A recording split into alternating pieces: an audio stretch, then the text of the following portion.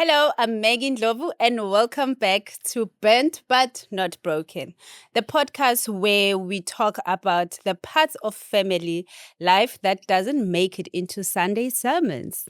Absolutely. And good day. My name is Sharon Moate. I am the co-host. And today we're going to talk about stories of divorce, marriage, family breakdown, widows, and the important bits of it that we do not filter anything. We tell the honest truth as it is as part of healing. Yeah.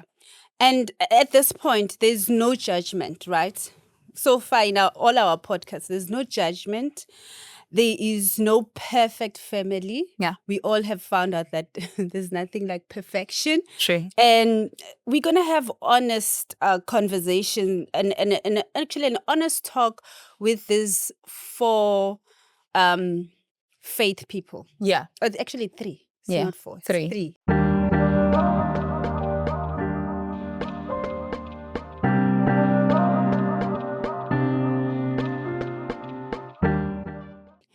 And we really need to ask these questions in our communities. What is happening with faith? What is happening in churches? What is happening in mosque? Do we welcome kids born out of wedlock?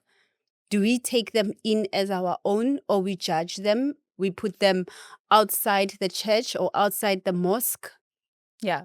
And we've often seen a divide within the sphere of faith.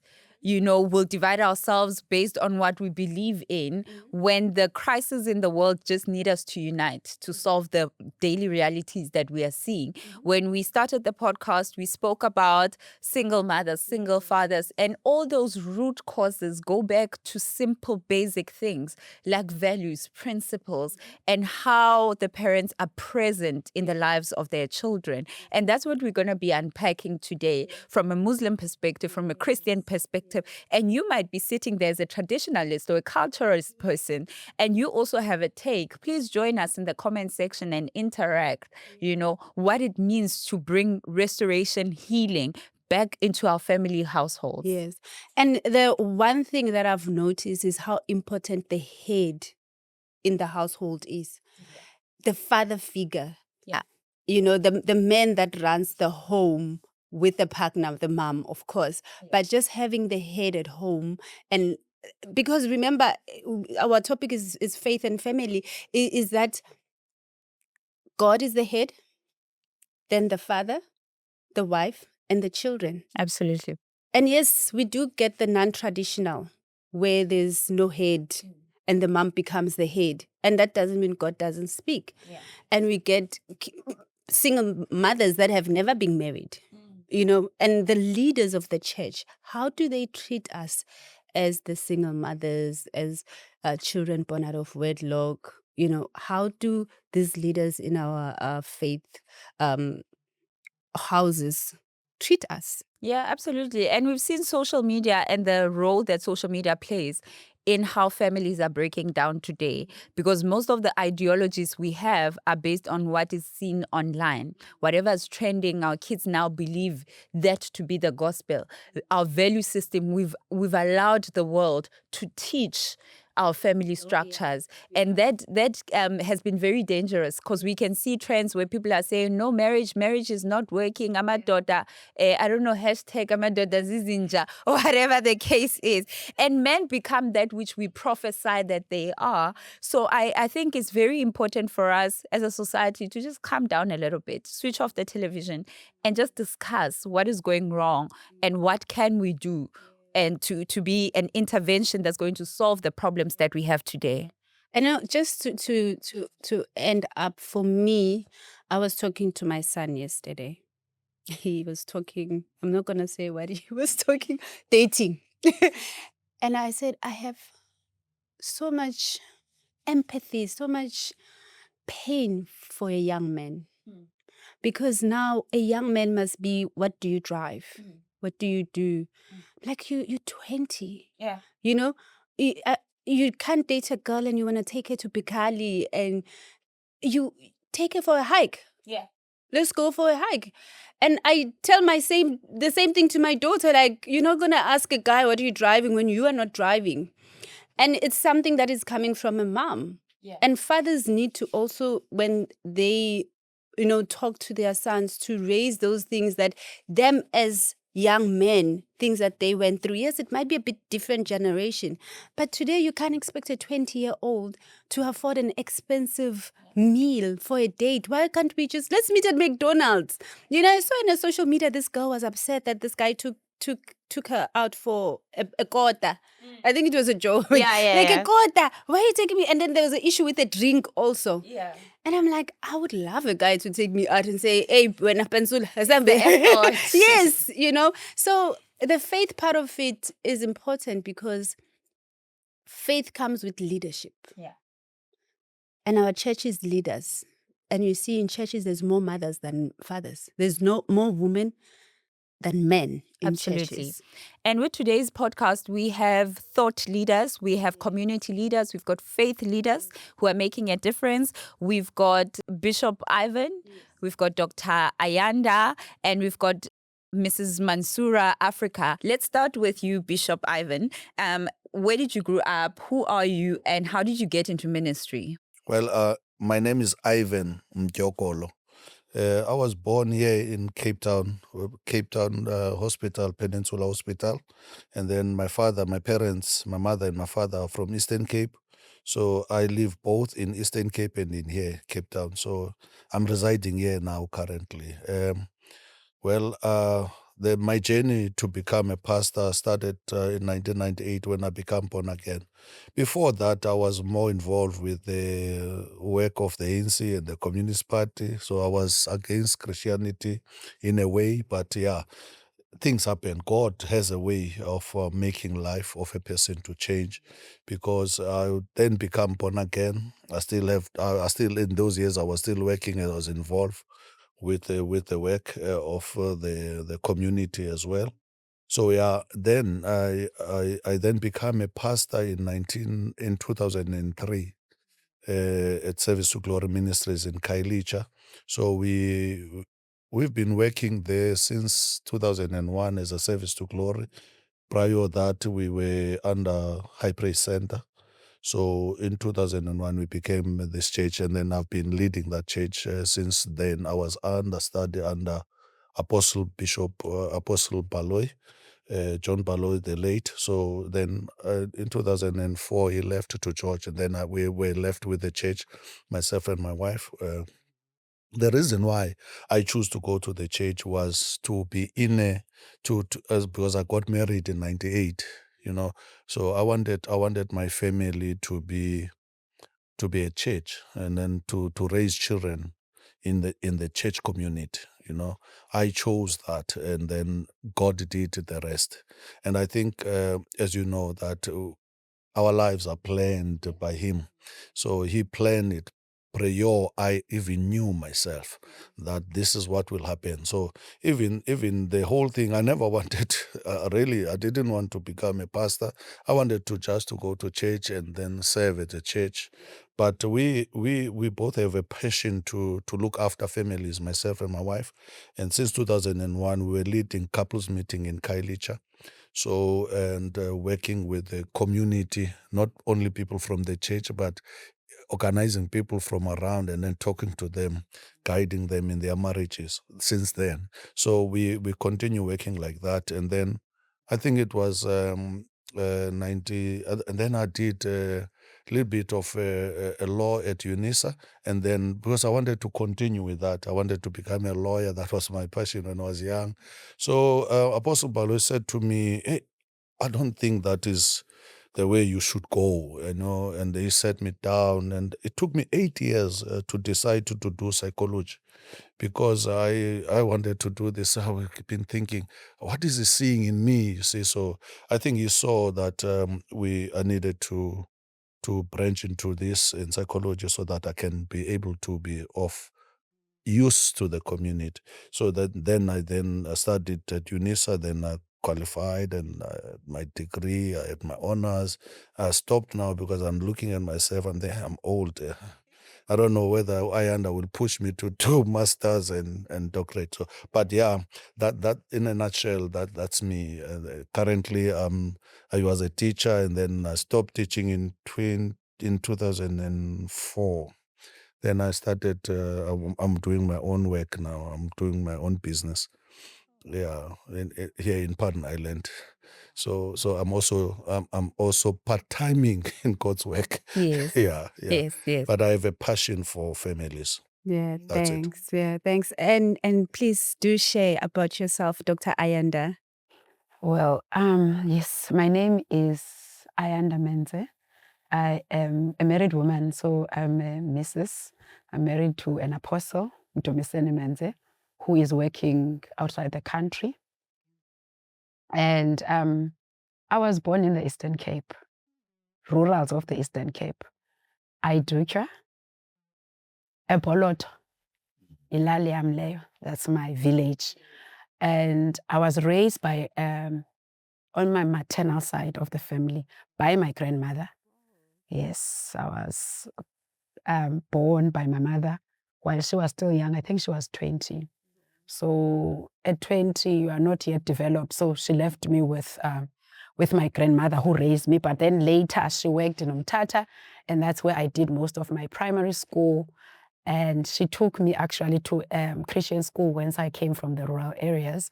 And that's where I met Jesus. I was 13 in a Christian school, and I got born again. And I thank God for that move. Because once you meet Jesus, your life then gets directed. And from there, that's how Jesus has been working in my life and made such an impact in my life. And that's how come I could sit here today. So I continued studying and I became a doctor, my medical doctor at Sisulu. That's our local university that produces doctors. And I worked as internship. Straight after that, I specialized, and that's when I moved to Cape Town in Stellenbosch University in 2009 to specialize now in anatomical pathology. So I'm a specialist doctor in pathology, which is what I practice today in my own laboratory. Nexa Path, I ran it, I started it. And when I got here in 2009, I met my husband here. In 2010, no, in 2011, and we got married in 2012. And when I met him during those introductions, he told me, my name is Mdumiseni and I have a calling of the Lord. Yay. And that's how I got involved into being a pastor. I got married to a man who knew. Had a calling. Had a calling. So it's different journeys for people to be called. Yeah. But mine, I would say it's adopted calling, one, because of my husband, who was probably used by Jesus because Jesus himself, gave some to be pastors, apostles, but the way you get led. So I was led through my husband. And today I'm an apostle. From being a pastor, we grew together. So every time he gets ordained, he said, who are you married to? She must get ordained. Then I became a pastor's wife, and then I was still cycling in that. And then he said, now I know I'm an apostle. Where is your wife? There she is. And then he was there. He's the one, the bishop. We met today by coincidence, but he was there at the ordination. He is the one who said, please understand, you are not a lady apostle. Yes. He is an apostle and you are an apostle. Different. By yourself, Yes. by your own. Yeah. The first time I was mama pastor. When they ordained me, were you there? You were not there, yes. But this second time around the apostleship, that's what was given to me as independently. You asked me how I got there. Yes. I got married and I got Jesus. Hey, today's podcast is going to be powerful. And we have you, Mualima Mansura, right? Africa. Mama, how did you get into this religion? And two, I know you're a married woman, so can we just know about you? Bismillah. My name, I have few names though, and that is very strange. I think everywhere, originally I'm from Tanzania. I was born there in the village called Same near Mount Kilimanjaro. I grew up there until I finished my matric. Then I started traveling around. When I was born, my mother and dad gave me the name of Mwanaisha, means the baby you should have long life. Yeah, then after finishing my matric, and I went to study Islamic studies in Iran. So I studied Islamic psychology, Islamic philosophy from 1994 until somewhere 2000. And I was given the name there as well. And that's how Mansura come to being. Mansura in Arabic means the help of God. Wow. So Mansura become, then there I meet my first husband. I got married. I have my first son. Then we came to South Africa. My first husband was originally from Bontivo, so I lived Bontivo for almost 10 years. My second baby also was born in Bontivo. Naturally, people always feel, naturally I'm a teacher. I just have that calling of the teacher. I don't know, but my mother was a teacher in the village at the time. So I think we have this thing of teaching. I just feel that teaching is a calling. Not everyone is a teacher. So when I arrived here, Muslim women around Bontivo, they wanted me to start madrasa, teaching them, meaning reading the Quran, and them understand. So I decided to open a kind of Muslim teaching madrasa, and I give it the name of Jamia to Zahra. And we started there, and my first lesson, which is my passion, is the right of women in Islam, because many times in the world, people have this notion that Muslim women are oppressed. So I want Muslim women to understand their rights. So I started teaching there. Then I took a course from Rape Crisis. I became a qualified counselor there. So I volunteering at Observatory Trust for years. First I was in Athlone, then for years. Then I was doing my business, but when you have been called, naturally people feel like pastors say, you are a leader. So whoever have a problem will come, this is my problem, this is my situation, what you think, whatever. So I start just giving advice and think this is right and reminding them, Allah say this. So here I am.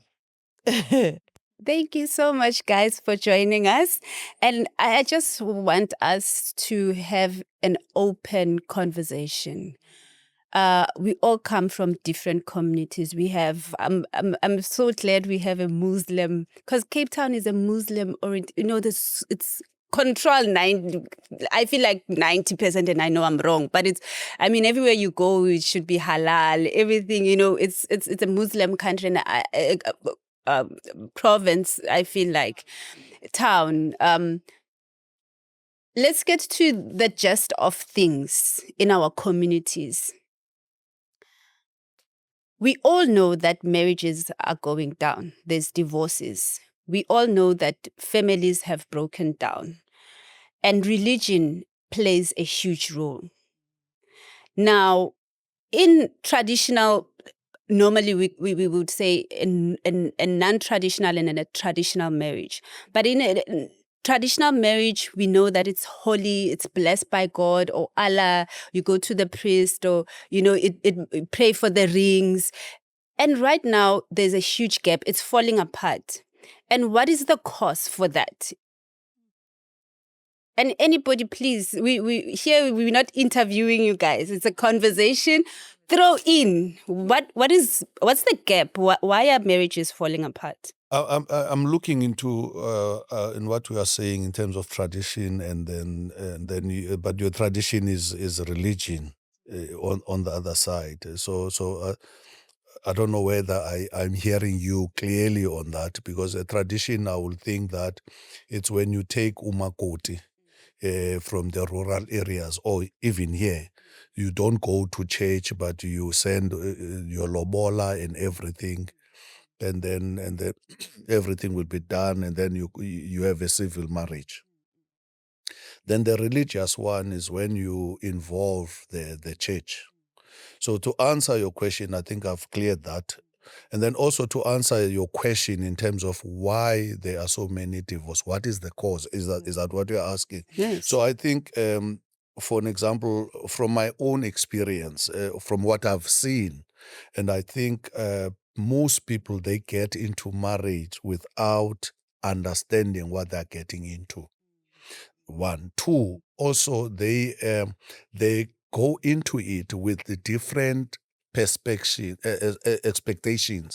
They've got this one as this expectation looking at how that person had grown up, and then they have those expectations, and then they think that this is how marriage should be. Or looking at their own parents, this is how marriage should be. If a son has grown up in a family where the wife has been abused, then that becomes a norm, and that child thinks that this is how you treat your wife.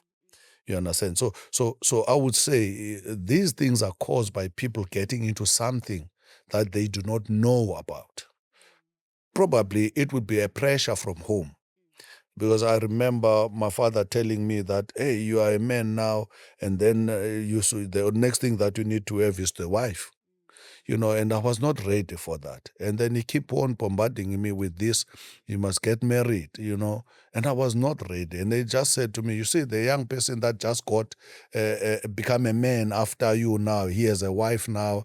This boy had 2 twins, and he had twins actually, this young man. And so you see, now I'm getting old, So all that pressure that is done by the society, it makes people to get into something that they do not know about. And marriage is something that you need to understand.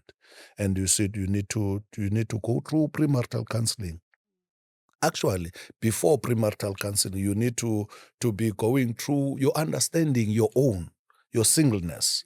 You understand yourself, who you are, what are you about, and then when you choose, this is what I say all the time at church, that when you choose someone, it must not be the man that chooses you.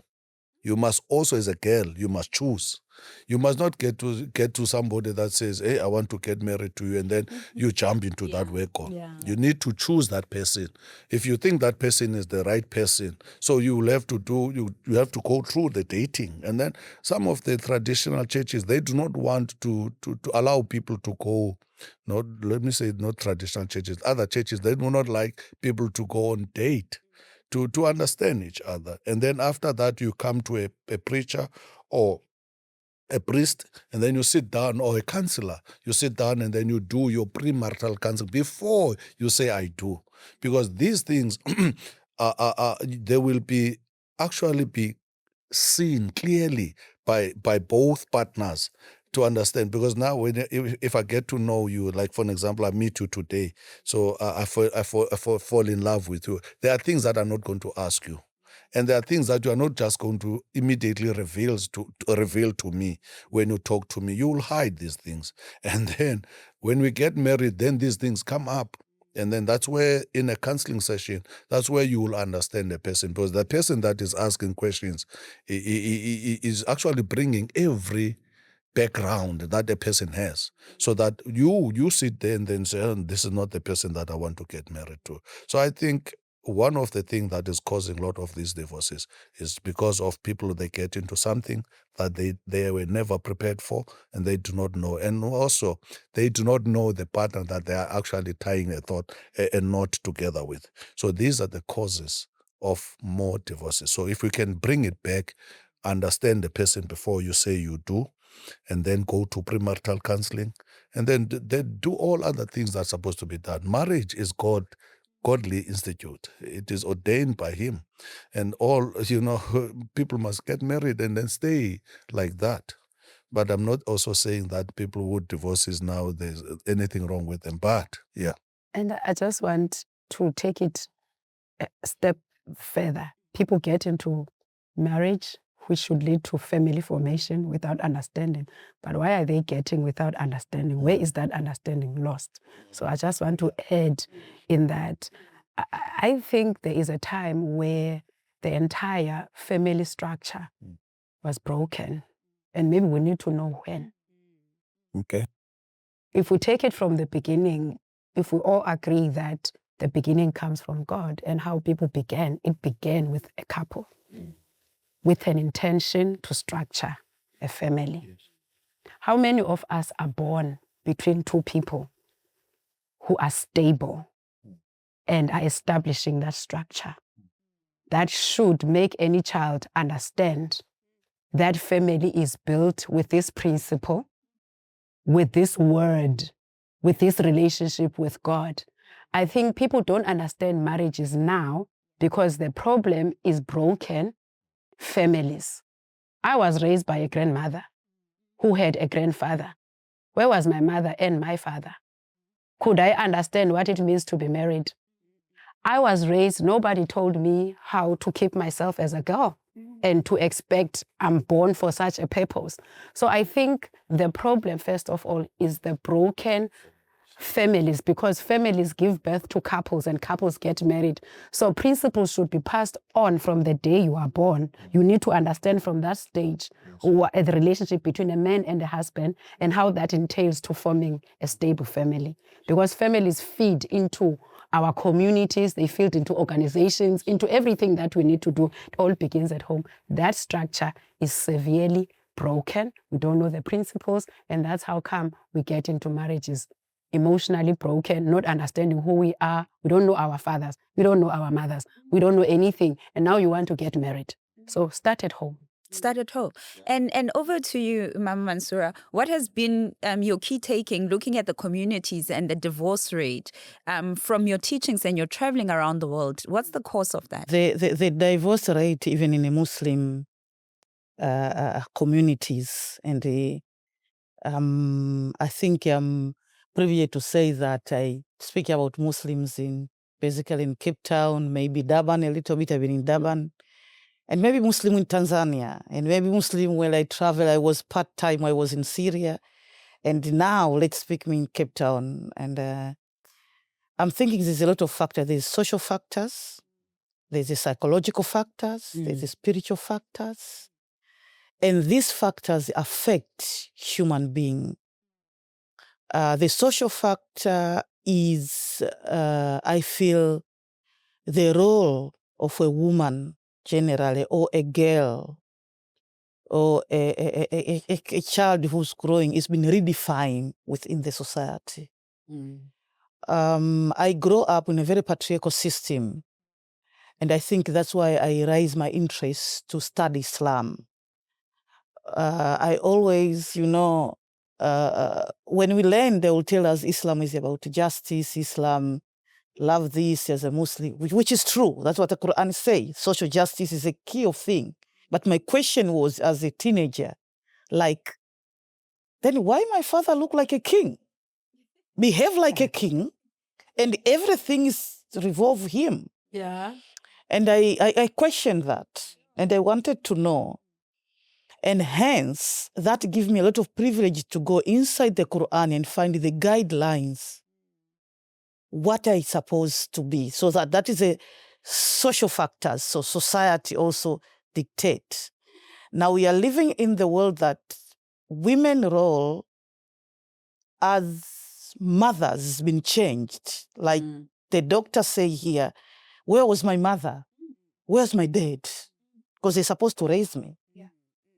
So the social factor, afterwards you get married, you carry to this marriage, and the problems start rising there. Spiritual factors, sometimes I feel even people inherit spiritually. Like, we're supposed to learn religion. We're supposed to question the pastors and the shuyukh and the teachers. We're supposed to know. And learn it in a home. Yes. Family, intact family, that is intact spiritually. Yes. Yeah, Now, correct. we don't learn from home. Oh, what we've been taught is completely, you're supposed to be submissive. I was one time in the gathering. Yeah, I was time in the gathering, and I hear this imam. Imam means like a priest or pastor in Christianity. And he's saying in a very confident, he said, in my family, if my wife bring me a coffee and I tell her, this is not a coffee, this is a tea, she must believe what say this is a tea. And I was in that gathering. Then I said, I'm so sorry to say that then you will have a stupid wife. Ooh. Because it's like this woman doesn't have intellect to dictate. There's a difference between coffee. That is a very simple example. So we have even spiritually, marriage is supposed to be, in Islam we say mawadda wa rahma. Mawadda means it's beyond love. It's not just lust, because many people confuse between lust and the true love, because lust is just sex, 5 minutes and everything. I'm going to leave you for the rest of my life. Sex is a 5 minutes thing. What about other things? Hey. So to me, there's social factors, spiritual factors, there's a lot of factors, there's a lot of knowledge which need to implemented within our society to be able to raise and to maintain our relationships. You are messing with my mind. You are messing, and I grew up with the mentality that Muslims are, especially Muslim women, are controlled. They bow more than the African normal Christian, the way they bow. And the example you are making right now, for a man to say, this is tea, is not coffee, and the woman knowing that she made coffee to be told that this is... now, can you educate us, those who don't know, that we have this wrong idea about Muslim women? How free are really Muslim women? You know, it's very interesting. First of all, really many westernized ideas or some of the Christian faith or tradition, they really, because of what they see, what has been practiced, so you can't blame them. Like you say, what you saw is like, what is going on? Number one, if you read the Quran, you know this is a doctor. Yeah. According to Quran, we recommended to put your father's name, not your husband's name, because it's not your father. So you have your identity of you, where you come from. So we don't have the concept of Mrs. One of my good friend is a social worker, and constantly she and her children have different surnames. So the joke is when she go fetch them, and who is so and so mother? No, my mother, yeah, but this one is so, yes, but they have their father, I have mine. So that is the first identity you carry. Your father educates you, or your family educates you, you carry the name of yours. And many Muslims doesn't know that. We do have a lot of Mrs. in Islamic world as well. And you are looking someone and say, what? Why do you? When I came here, I was married with South African. We went to Home Affairs to find the first ID. It was 1999 or 2000. And I remember I wanted to keep my father's name. So I'm telling they said, no, but you're getting married with this one. I said, yes, I'm getting married with this one. I have my name. Yes, but here it doesn't work that way. So I realized, it's a different system though. So, you know, you learn as you grow. Okay, so you learn. So, and Islam is a way of life which when you talk about a family or marriage, it's got features on its own. When you talk about like legal code, or you talk about right, I can give an example. For example, we all know that our first creation of God is Adam and Eve. Adam and we know. And in Islam, the story from the Quran, how Adam and Eve, they get out of the paradise, is not because a woman tempted Adam when Shaitan tempted Eve, and Eve tempted Adam when they both out of the God's mercy or God's garden, as we know. According to Quran, is Satan tempted both of them. It says, "Fawasiwasi lahuma shayatin," means Satan tempted both of them. So there is no issue of woman here who was incinerator. You see the difference here?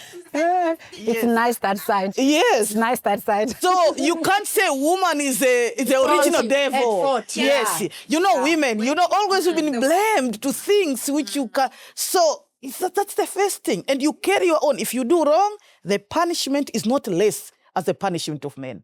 Meaning that we see in the social media, they say this woman maybe do zina, means have sex out of wedlock. And they always show a woman stoned to death. Where's the man? Where's the man? Where's the man which he did it to? This woman was not alone. I think we need to stop you there, because now the whole interview is over. This is why we've brought you here, the three of you. And before we start talking about healing the rest of the world, I'm coming to you, Dr. Ayanda.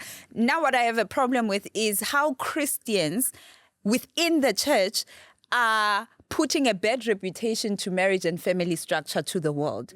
And what message would you have for Christians in terms of what God has ordered us to be? There's the word, there's the truth of how we should live as a people, and we are examples to the world. So we cannot go to the world and say, you guys must fix your family structures when there's chaos within the church.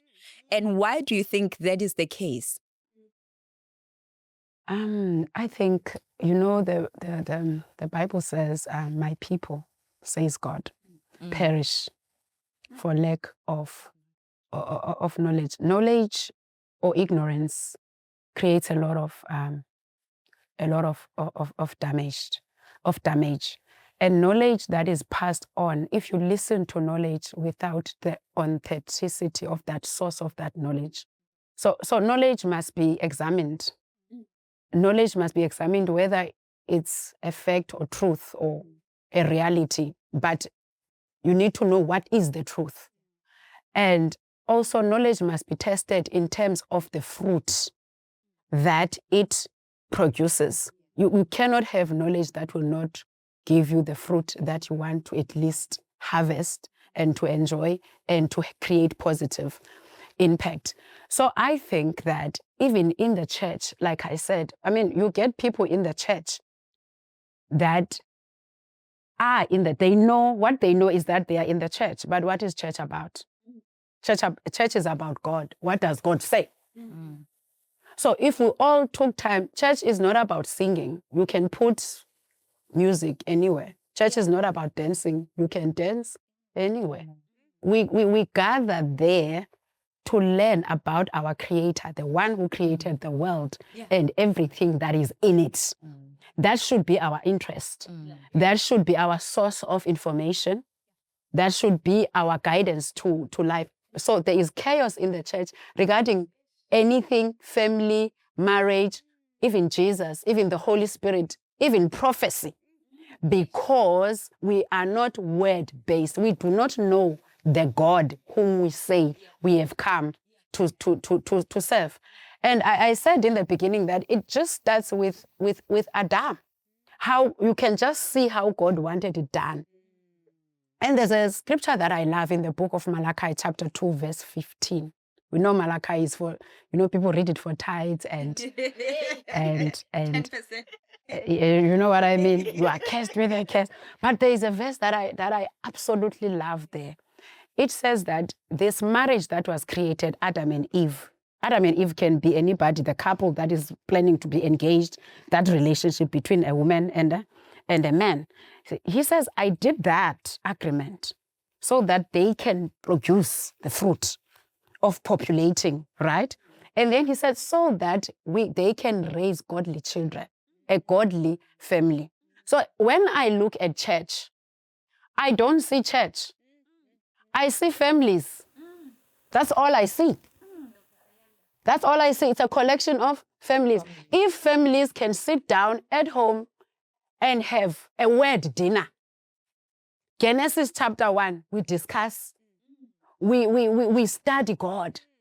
Most of the time, family is about rice and laundry and what about the principles of life, being God? Because the Bible has everything. You will realize it's got psychology, emotional health, physical health, gym, everything is there.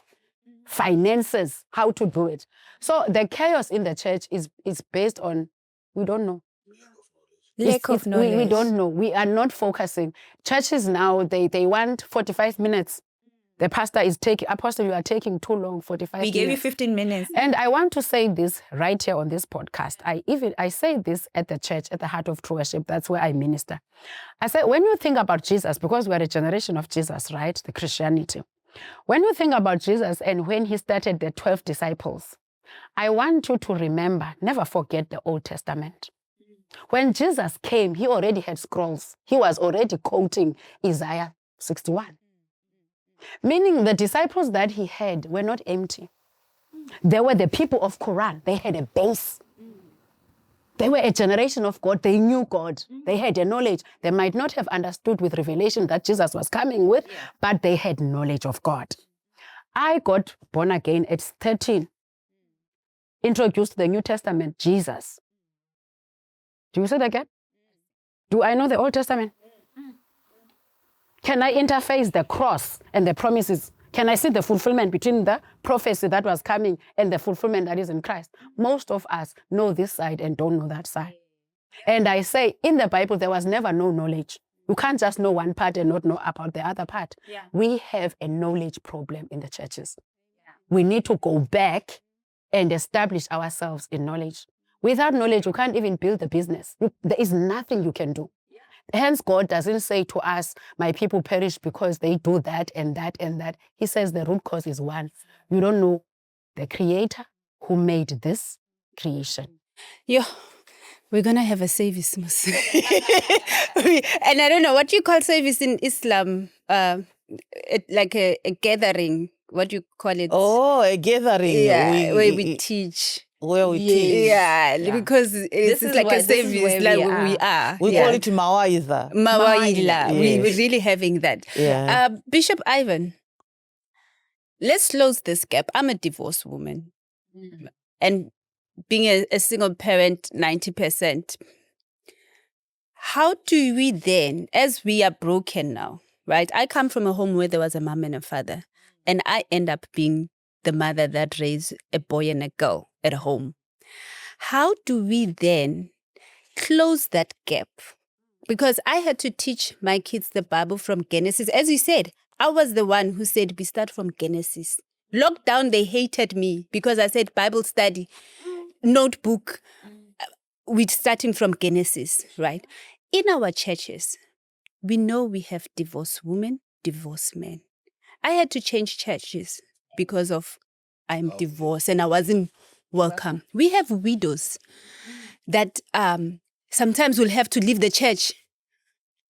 How do the church close that gap of a single, from being married to being a single mother and raising the kids and still be welcome at church? Because then there's a gap in that thing. There's a brokenness. Because now I'm less than you working with your husband.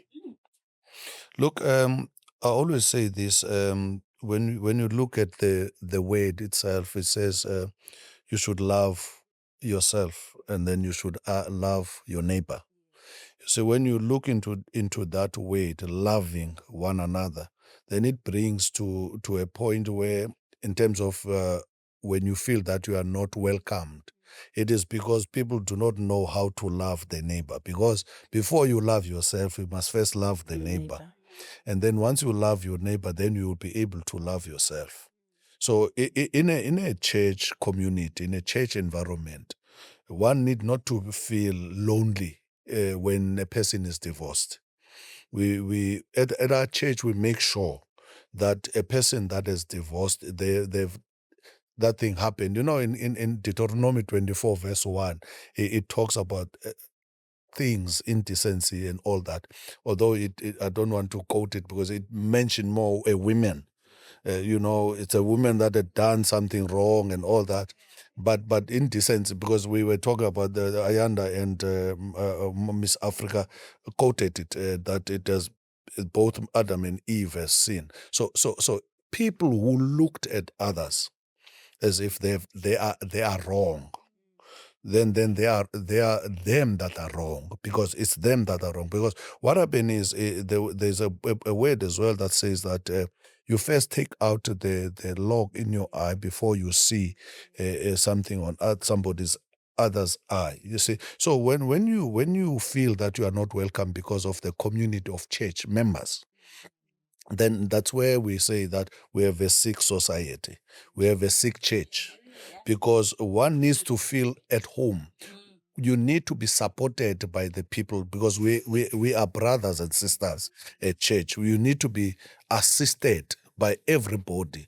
As we were coming here, you know, there's this thing that we always lack money. We don't have money. We don't have wings to go out there and do all these things that we want to do. We have people who are widows. We have people who just who are raising children on their own. We're not even married. You know, in our church, they feel comfortable, but comfortable in a manner that they feel welcomed. You know, because we don't look at you as a sinner. Because once you accept Christ Jesus, Your sins have been washed away. You are a new creature. You are a new person. You have a new God. So everything has become what? New in your life. So that is why I'm saying that lack of money in terms of support, in terms of monetary value, because some people who are struggling, living alone, and then they decide to hibernate and stay at home, not even go to church, because they think that that one is wearing that one is, all those competition that an eye of a person will see when they see somebody at church. So if you are divorcee, you'll always think that you are lacking. One, you lack financially because you don't have that other salary that was assisting you. So also you will think that your children are not at the same level. So the church needs to come around you and assist you. For an example, another woman lost the husband. The husband passed away. So this is what we do. We will go there and then support in terms of prayers and everything. But after the funeral, everybody leaves. And then what do? You then go visit that person. I was just saying on our way here that it should not be only be the pastor that do that. Other people from the same church need to do the same thing as well. Go visit that person and make sure that person feel welcome within the body of Christ. Because as the body of Christ, we supposed to be helping each other. One hand help this one, and then we bring each other up. It is painful whenever I hear that people have left a church because they find that they were not. It's fine if you are not suited, you are not a puzzle that is fitting in the piece. But if you leave because of people that have actually not make you feel welcome, then I've got a problem with that. You see, because what Ayanda is saying is that person is lacking knowledge, not the one that is living, but the one that had made the one to live. So that person is lacking knowledge of knowing who Christ is. You see, so that is why I will say then in the situation of a divorced person, don't look at the divorce. What would you put it in? Don't look at the circumstances. Look at the person. And then try to build up that person so that they do not feel that gap. They do not feel the pain. They will go through the pain, yes, but they need the support of others. So you don't stop to become a human being because you are divorced. You don't stop to become a human being because your mother or your father were not married. You still a person. So it's an all-round thing where you must look after the ones that are single, the ones that have been married and now they are not married, because they can get married again. And then you look after the children as well. The church is supposed to be playing that role in every aspect of life of the people. Support that person. Take, if for an example, you are here, you needed the children to go to a soccer match. Probably your son is playing now at this hour. So one member from the church must assist you. You're at work, that member must say, okay, when you are there, I'll be doing that for you. You see, that's how the church is supposed to be. Yeah. I think now we are forgetting who God is as a people. I think it goes back to just little things, the character of God and the characteristics of even the disciples themselves, because we like classing each other based on what we know and what we have. It's now about status. And if we look at the disciples and how different they were, some were crooks, some were liars. But it was an evident example of people that actually need us, are the broken, right?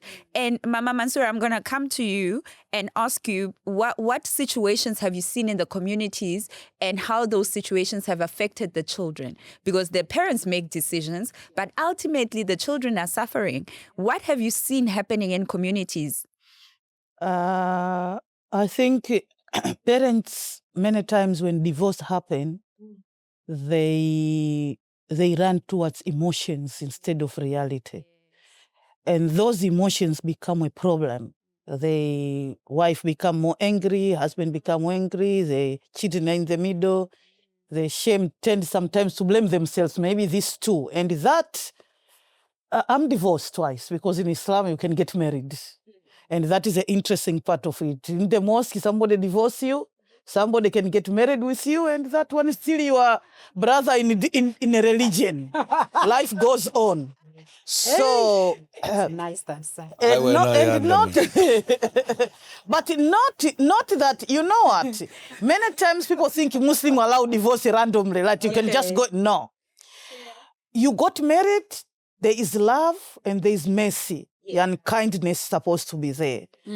And when that kindness and love is not there, the impact become more to the children, to yourself. You're not going to function normally. And when those feelings, remember when you come together, there were feelings attached. Whether it's the feelings from because of Jesus or church, or whether it's the feelings because you come from the mosque, or whether it's Jesus because of the tradition. Feelings are the same. The feelings are the same. That core of, I want to get married with you. There's something about you which I love. And when that thing is not there anymore, a man or a husband feel, you know what, to the extent people even change where they sleep, their beds, what they live together. And I know families, which is more dangerous, they live together, they have children, but for years they don't have any relationship. But they are there. They live the same house. So when that happens, it's because people goes to their feelings. Now, when I was divorced, the first thing I work with my feelings and spirituality. You know, my prayers was a key. So I prayed. I wake at night, I prayed, and I asked for guidance. And I asked God that make me to be as calm and have logic so that I can raise children. And he was there for me. So, and he was more emotional because before he already give me divorce and he feel that he want to come back, I said no. And we didn't fight. He couldn't take me because he said, you are too assertive. So I thought, it's about me, and that I can't change. So when marriage reaches that is about my personality, I can't be something else. I'm very authentic, who I am. So my question is, what changed?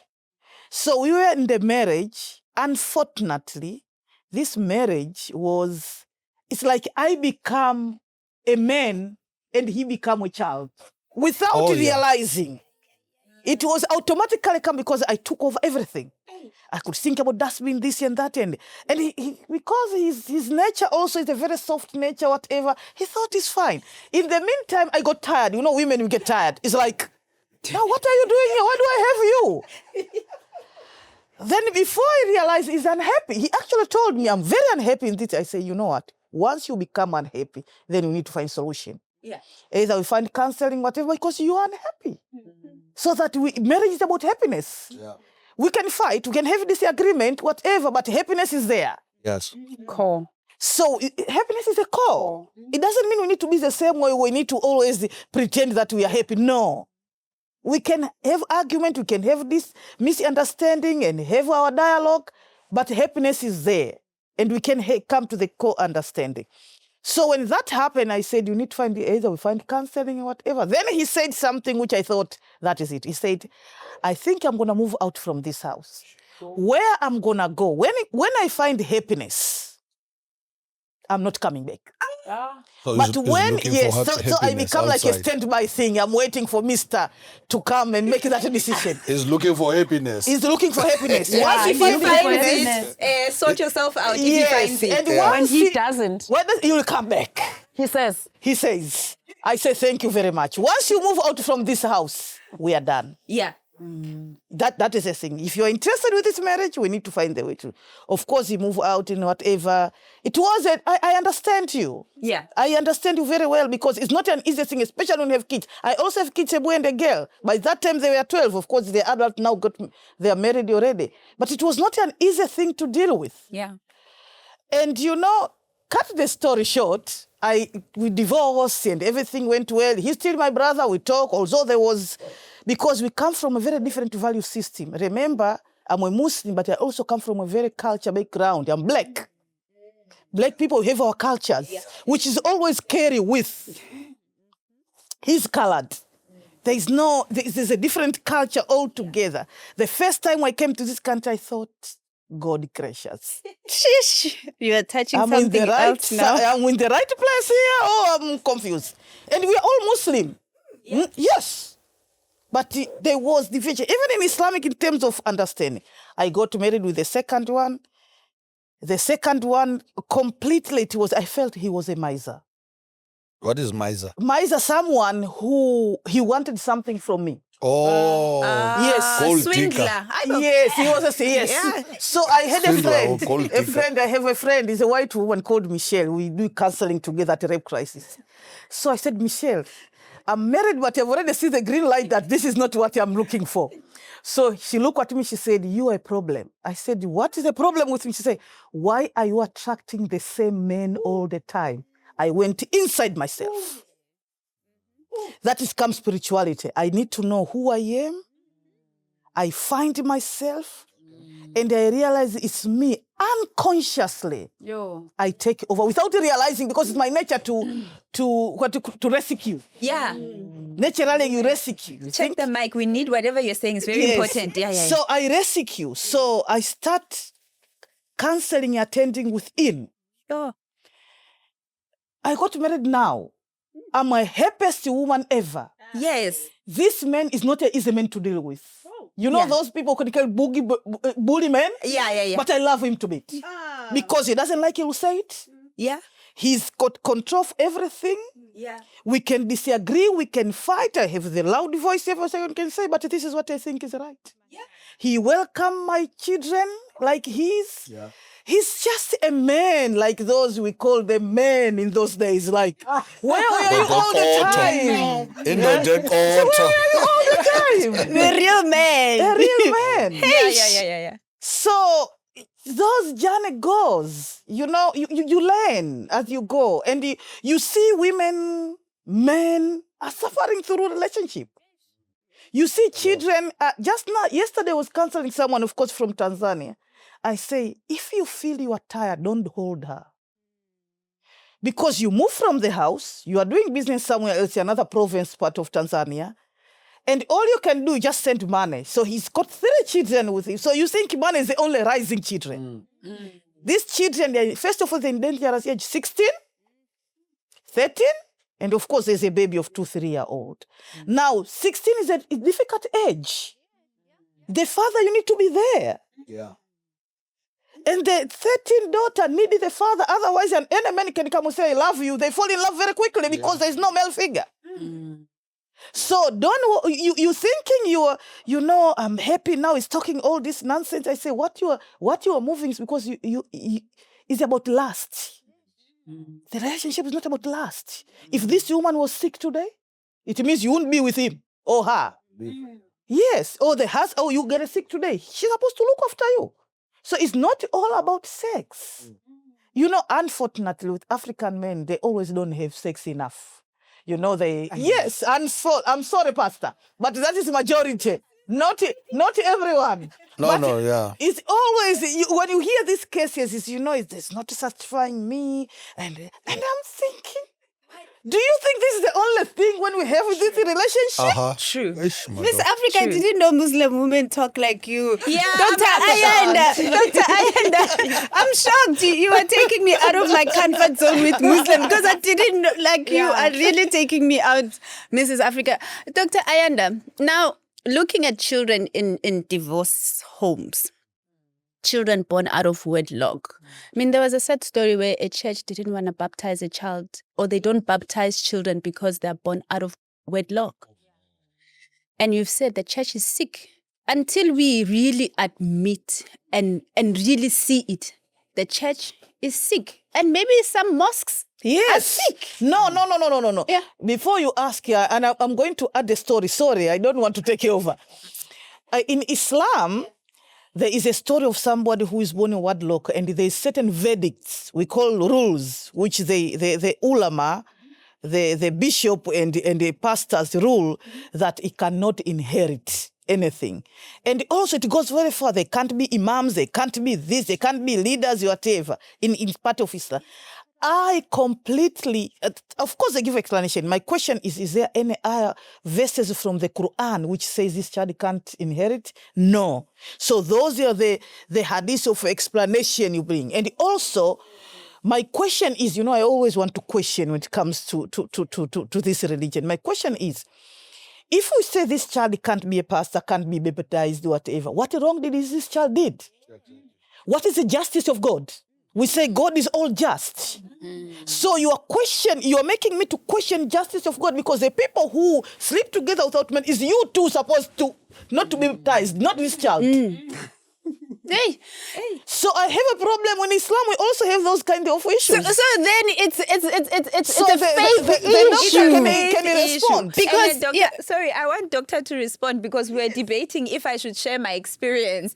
When I had a child, I had to apologize to the congregation, and for the longest time, people debated me about, why are you apologizing? Is the child a sin? You know, but again, with growing and understanding God for myself, I understood that the apology to God and to the congregation was for sex before marriage. I'm the one that sinned, not the child. So the child will be baptized regardless of my apology.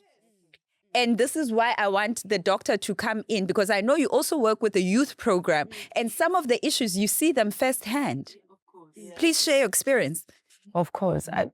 I think the experience is that, you cannot judge a child who is born out of any circumstance. You get children who are born out of rape.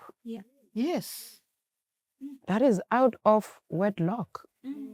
That is not anybody's Consent. consent. What are you going to do? So no one should be judged out of their circumstance in which life happens. I don't think that God also does it that way, because what happens to a child is creation. A child is created because you did something that creates a child. It's like judging a spinach that is coming out of rocky ground. You threw seed.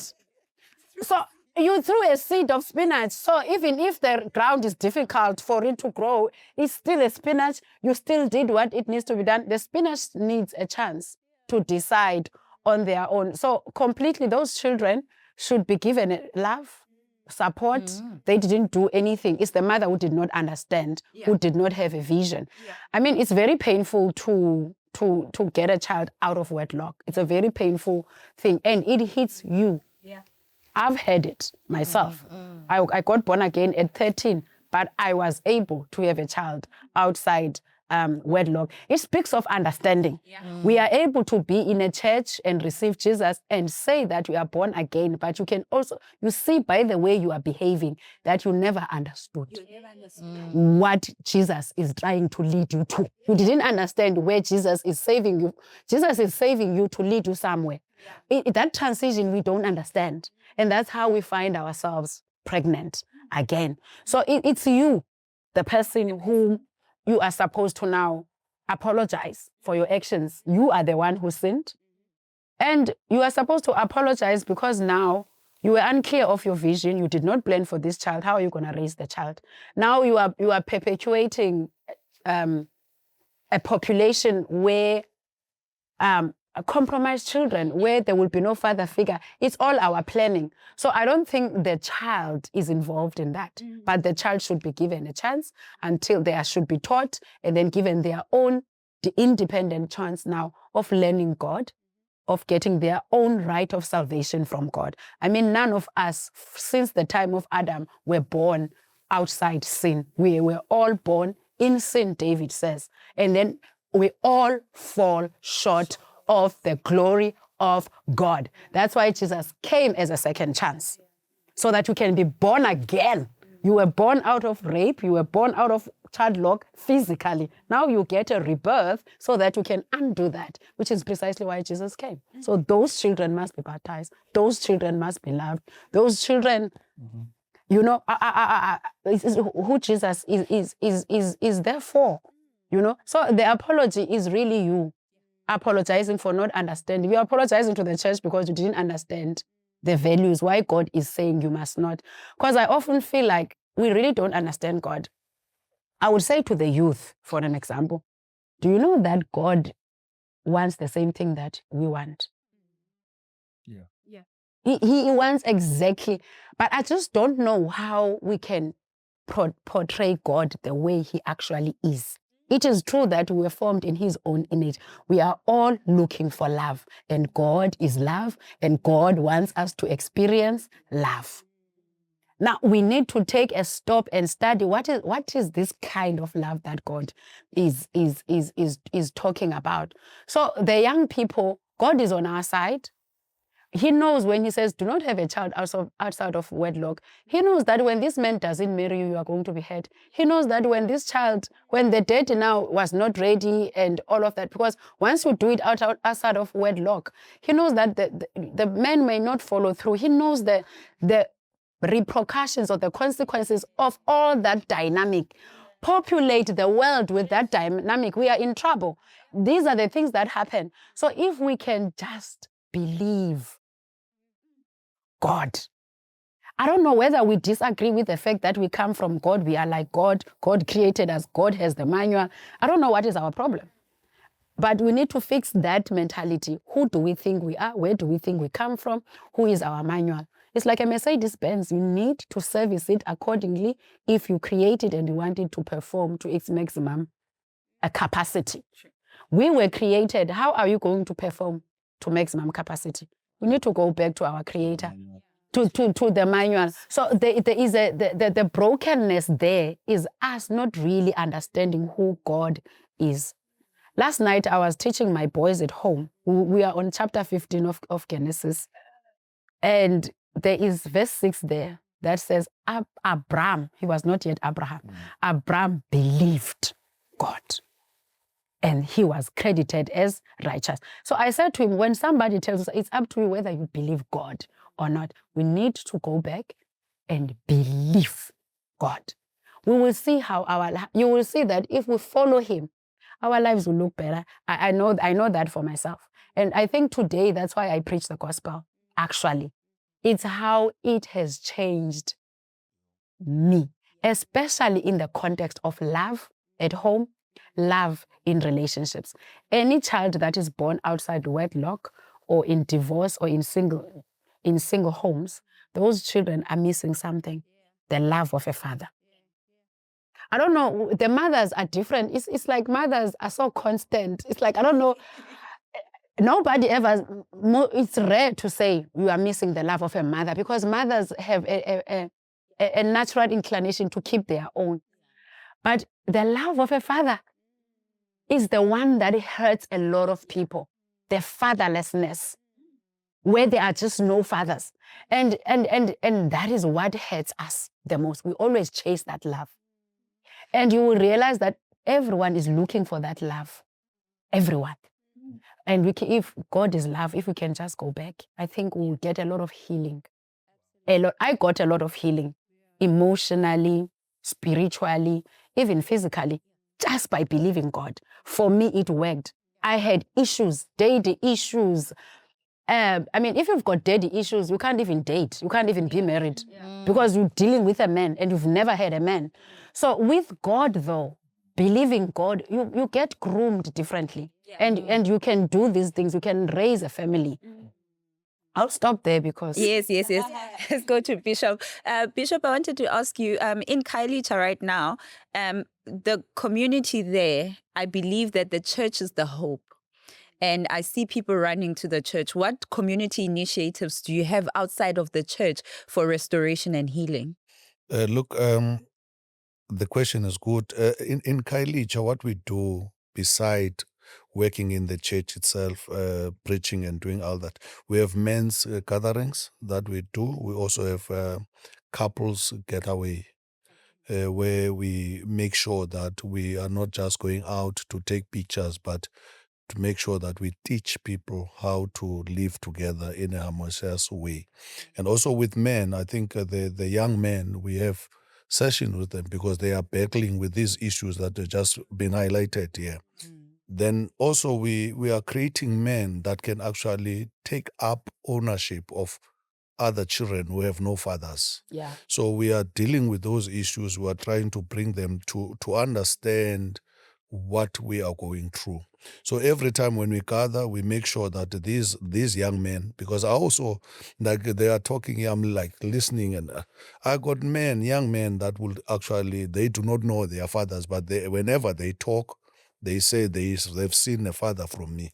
So that is why I'm like sitting here, then you can be a father to many. Yeah. For an example, our experiences, they help us to understand these things better because we learn from our experiences. If Ayanda said that she had a child before marriage, and also Ma Africa, she had a child in marriage and divorce, and then these experiences are the ones that are making us to understand what is going on. Because people who have never been in this situation, like for an example, if people have been growing from the church, I remember when I was at Bible school, and then the teacher asked, "Have you ever sinned?" And then we must go home and think about the first sin that we have done.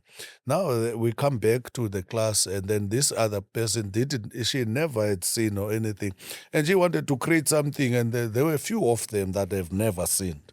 So now she wanted to say something, create a story, because most people have stories to tell. Yeah. You see, people who have never gone through a certain experience would not know that that thing exists. You know, and we had there was also another foundation where I met Luke in called Jot. I really love that if they can actually bring it back again. I'm not leading that organization. Some people were leading it. It was also good because I used to send men there because it brings back it helps you to deal with the past hurt, and then it also helps you to heal. That whole weekend, you get the whole package. And when you come out there, you come up to a different person. I had the anger issue, and I didn't know why. It was because of the upbringing. Because you remember when I was younger, my parents took me to my grandmother, and then my aunt there treated me so badly that at that time I didn't know whether it was abuse. I only learned when I was at UCT, when I was doing an assignment, and then this lecture come back with my marks, and they said, "You were abused." And I, what? And I didn't know. You know, I went back home. My wife had to help me with that, and also Apostle John as well. And then this Jot helped me a lot because I had to deal with that anger. You know, when you have anger issues, you will wipe some certain information. If I know you, I will wipe you totally because of what you have done to me. Then I'll completely forget who you are. So I had a situation of that nature, and then I had to deal with it. And then after coming out of it, then I was a better person. So these things outside church, I think I also wish that men, we call on this gathering, and then men do not attend. You know, they do not attend. You know, it's not about money because we can take it to Kailicha, we can take it anywhere. People they do not attend. You know, I don't know what is the reason for them not to attend. Even couples meeting. Couples meeting is where you get into a situation where you will be able to talk with a group and then also talk alone, because in your room you have a spare time to talk alone. You know, even when we deal with issues. So these are the things, these are initiatives that we do. And we have singles as well, single gathering, women's gathering. We make sure that they happen even outside the church. We invite whoever, whether it's a Muslim or whoever, we invite people to come, and who wants to come, they will come and then get the learning. It's just that people, they are lazy to go and learn and get that understanding and wisdom. And that actually put in a place where these initiatives they break down, they fall, because then after a while you start having only 2 couples coming, only 3 boys coming. And it's sad because our communities are sick. Our communities are without fathers. Our communities are with young mothers. I mean, we look at what's happening in Mitchell's Plain, what's happening in Khayelitsha, Menenberg. And I always say, the way I grew up in Joburg, my uncle, we knew good to even the way you walked, even the dress code. But he will never do any harm in the township. Quiet down. I'm not saying it was good, but anything else, yes, any boy would know. Even anybody would not touch me knowing my father. So that head is no more at home in our communities. Yes. Because everybody, you know, "Ushaya umntana kababa uzibani bani?" Uzobona. You hit somebody's child, you would see. Because there was a head. There was a village also where a mom, you come from the shop, a neighbor you see holding bags, a child, you'll help. You'll help. Your mom is walking with it. Now kids in the township are robbing moms coming from Yes. shops, from work. And now I'm trying to get it, like, how can we make it work? How can we? So I think social media also play a major role. Yeah. The environment completely now changed, really. We don't have, we have a lot of immorality first. There is no moral of who is the elders, who's supposed to be whatever, because mothers, they don't have time to raise the children. Because the first teacher is a mother. And the mother have to be a mother and a father at the same time, meaning have to go work 24 hours, coming that tired, looking at house, and you coming with your issues, you know, just be grateful you've been given food. We've become very selfish. We don't even have extended family. Like, you know, in Islam, we have a concept of extended family. We don't have anymore because we become materialistic society. We're very material inclined. It's what you have, who you are looking. There is no that Ubuntu, which, you know, we are one, doesn't matter who, but what is about title. Who have the best title within communities. So there's a lot of move from our morality, our culture, going other way based with the factors which I could say imposed with us. Yeah. Either political factor, influence, because politics also play a major role. Politics in terms of leaders and whatever. Before, when you grow up, I don't know here, but I know many of countries, that when we used to go to school, there was religious classes. Christian, they go to their room, and we go to their room, but there was a priest coming, there was an imam coming, so we have religious. These things all changed now. The kids have to go to the swimming pool, swimming classes, I don't know, sports. It's not something bad. But our value system of Ubuntu, or our value system of faith, grow up, wherever you go in school, faith is there. So it's not there. So things have been changing, which affect families so much. The way even we raise our children is very different. The way we were raised. You know, I have to figure out myself, because remember I grew up in the village. There's a lot of things which is different how I grew up when coming to the Western world, first world I could call it, in South Africa. I couldn't understand. My kids come from school. It's like, how are you gonna do like this? I remember my daughter was grade 1, grade 2. It was Mother's Day. So everybody been told with the teacher to write about their mother. The way she described, when I picture myself, my mother doesn't love nonsense. My mother doesn't love less people. And she ended up saying, my mother is from Tanzania. The teacher, she went to Mountain Road here. The teacher was a white young girl, maybe in your age. When I was coming, and she started laughing, I'm thinking, why is this woman laughing? What is going on? She said, I have a paper of your daughter. I want you to read. And I'm thinking, this child describing me. I don't love lazy people. I don't, you know. We wake up in the morning, my mother will say, you know, Jesus said, if you don't work, there's no food. So it's about working. You know, and that's how I raised. But it was not easy for them. You know, I become a boogeyman imam. Yeah. And I could see, like, I'm asking myself, you know, rape crisis also help because I meet a lot of psychologists there. So we talk and I read books. It's, oh, maybe if I can do this, it will be better. Remember, the father figure is not there, but he's still alive. Yeah. He's still alive when he's part there, but he doesn't. But when things goes wrong, he'll call you. I hear the child is doing it. I say, where are you? Yes, he's doing that. So how are we going to make it better? So we need our men, the men missing, our men are not men enough.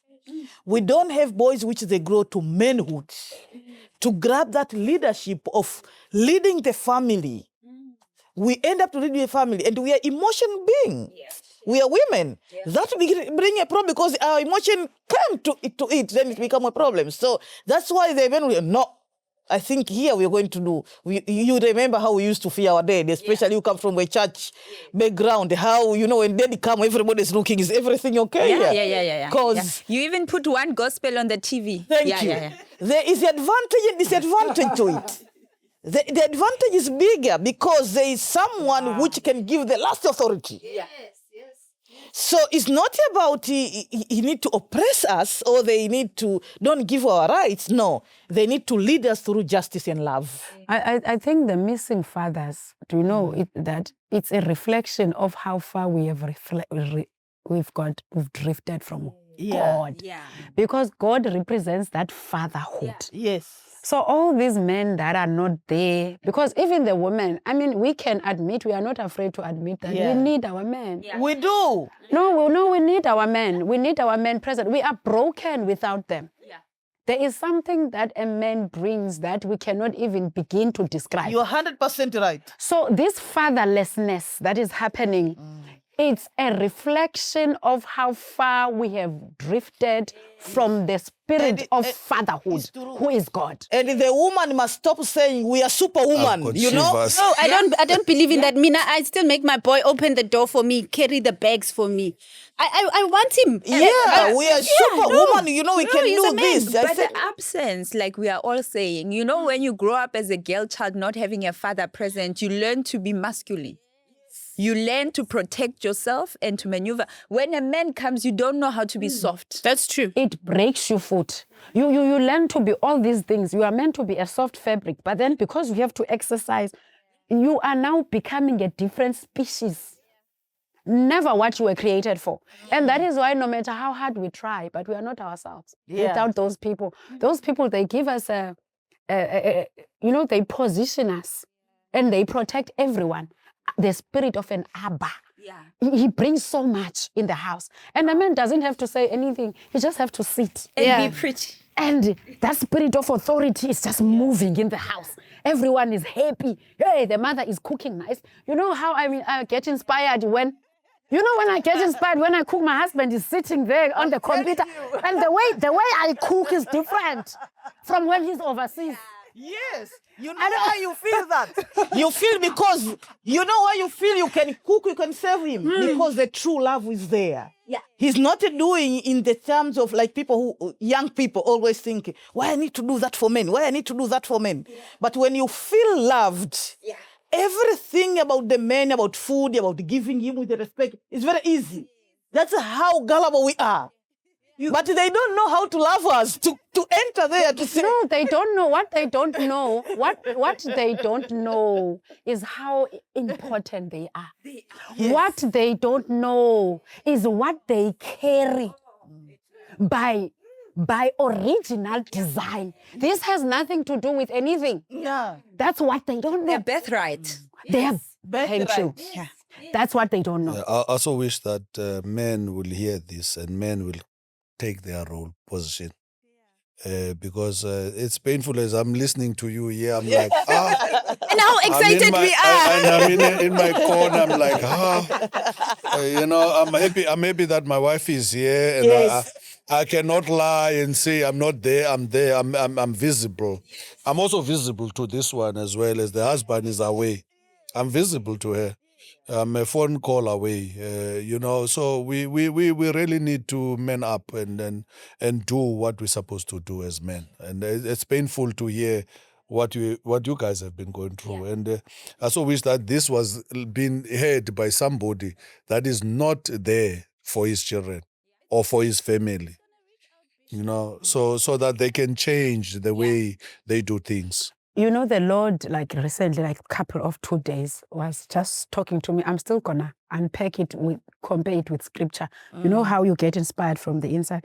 He was just trying to tell me the power, spiritual, of authority. You know how when a house is mine, authority being jurisdiction and your place. When I am at home, because the house is mine, and you need to come to access my house, do you know that how you feel in my house and your comfort depends on my spirit? Because the house is mine. The position is mine. If I don't accept true, it's the authority, you're going to feel it. Yeah. And you are never going to come back again. And it's got nothing to do, it just has to do with a spiritual placement. Your jurisdiction, and that's what men are missing. They don't understand that presence. They've got such an authority. Not that we don't, we have our own. But there is this missing one that makes everything work together. You send that. Yeah. Yeah, it's like a force of gravity. It's like that's what they have. And I mean, there's no other way of understanding that unless people go back to God. That's what Assemblies of God says. He says, go back to God. To God. We need to stop disagreeing about where we come from and who our source is and all of those things. And if all the other sources are not helping us to be productive in our families, are they worth chasing? True. We have reached almost the end of our podcast, and today I am so glad that number one, we've got you, Bishop, because then we would have looked like feminists. Yeah. We have a man to testify, and two, what I've also noted is that you are all happily married. I'm very conscious of that because online, everybody's pushing the agenda of marriage is not working. Marriage will work if you make it work. They are the fundamentals of marriage that we need to learn about as a society and put in the work. So I think the episode wrapped up everything that we've spoken about single mothers, single fathers, all the challenges. You've literally addressed it in one episode, in one sitting. But when we end the podcast, we ask our guests, the name of the podcast is called Bent But Not Broken. What does it mean for you personally? Just small. Look, when I look at it, bent but not broken, I'm like saying to myself that this thing is telling you, even if you fall, you rise again. You know, there's still an opportunity for you to rise again. There is no way to retrieve and die or fail totally. This is a powerful what do you call it? Your naming of your podcast. It's so powerful because bent but not broken. Life can put you down, but you shall rise again, and you shall pick up wherever you were and then continue to walk. That's how we're supposed to be. Everybody that we've spoken about here, the children, the singles, the divorcees, and all those people, they should know that even though you are hit hard, but you are not completely finished. The life continues. That's how I see it. Thank you, Bishop. Thank you. It's beautiful. If I connect it to today's episode about marriage, family, and everything, that's where I was bent, raised by a single mom, growing up without a father, getting a child out of wedlock. That is me being bent. Yay. But I sit here today to testify that I am not. I am not broken. And the link between being burned and not being broken is Jesus. He will work all things together so that you are not broken but built. So I really want to say that whatever you've gone through, there is Jesus who can change everything about your story and then make you this person that is truly not broken but built Thank up. you, Doctor. Mommy? Me, I'll say that bent, first of all, we are allowed to feel. We are a human being. Feeling is very important when we undergo crisis. But we shouldn't just sit with the feeling forever until we're depressed. It means with feeling, we learn and we grow. Bent is also also mean that we learn from mistakes as a human being. Yeah. We all make mistakes, but we're learning from it. So every mistake, you take a lesson. Every mistake, you take a lesson. So bent and not broken, you could technically say that knowledge is about experience. Yeah. It's got nothing to do of sitting in the classroom or having all these PhDs about experience. You can have all that, but you are not experienced enough about life. Then you are you are complete. You may be completely bent. That's why we have people with all this knowledge, But at the end of the day, they suffer depression, they suffer all that. So to me, it's about growth. Bent but not broken is about growth. You know, we're learning from mistakes, we move on, we're picking up pieces, we stand up again, we feel, we cry, we laugh, and that makes life beautiful. Yeah. Yeah. Thank you so much, guys, for joining us. It's such an honor. I've never enjoyed such a faith conversation and be excited so much and laugh so much. Thank you so much for joining us. Now, to everybody at home, thank you for joining us. If this topic and this amazing people have touched you and you feel like somebody else needs to hear this, please share. Let people hear what we are all going through. Thank you so much for joining us today. Absolutely. And remember that you can be bent, but you're not, Not broken. Thank you for joining our podcast, and we'll see you again on the next episode.